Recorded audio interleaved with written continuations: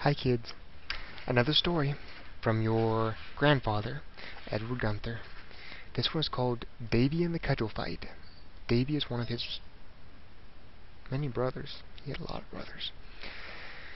Davy was mighty small for his age, and just looking at him one might not see the ferocious competitiveness that was in him.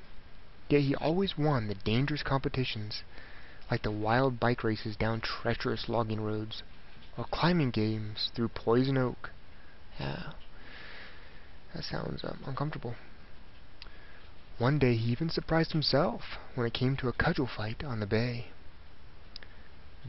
Johnny, Donnie, Eddie, and Davy spent a lot of time on the bay. There was rafting, fishing, exploration, and endless activities for adventurous boys of the 50s and 60s growing up near the Pacific Ocean. One of their favorite pastimes was cudgel fighting, the old Robin Hood and Little John style. They fought in their imaginary world until one day it was no longer imaginary. It would be their last cudgel fight, and it would be Davy's great fight that ended it.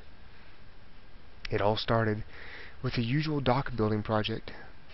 Big brother Ricky would show up to help them dig post holes in the mud.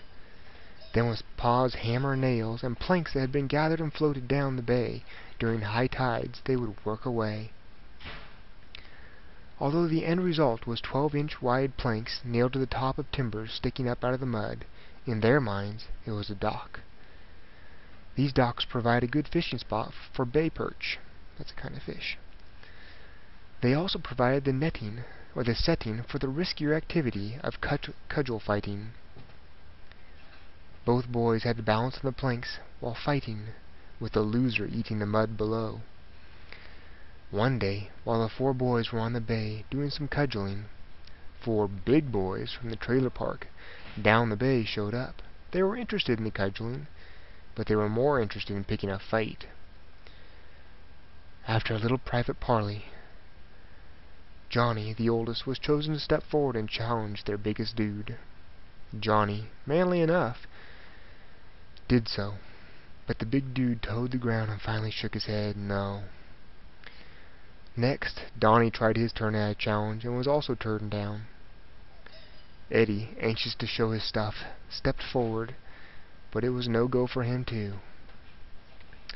In a renewed parley, all eyes were upon little Davy. As Davy sized up the situation, he was certain that he didn't want to tackle that big dude, but there just wasn't any way out of it.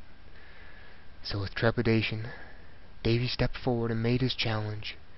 The Goliath looked down at Davy with an evil grin on his face, and slowly moved his head up and down in agreement.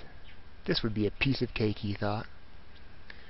Goliath insisted on Davy walking the plank first, putting him at the muddiest end of the plank. And since this was their only chance for action, Davy was coaxed to agree. Each carefully chose a cudgel. Both took their positions. And then Davy took a few quick steps forward. Goliath waited, apparently losing some of his sureness. Davy feigned a low left with his cudgel, and then set a mighty high right swing that caught Goliath with a solid blow on the shoulder. Davy always played fair, and headshots were against the code.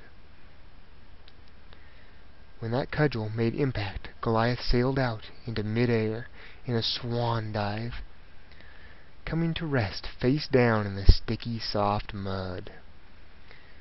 The boys walked off with their heads hanging down, never to cudgel fight again. They were ashamed for what they had done to that city slicker. But Davy was secretly rejoicing in his heart over the mighty downfall of Goliath.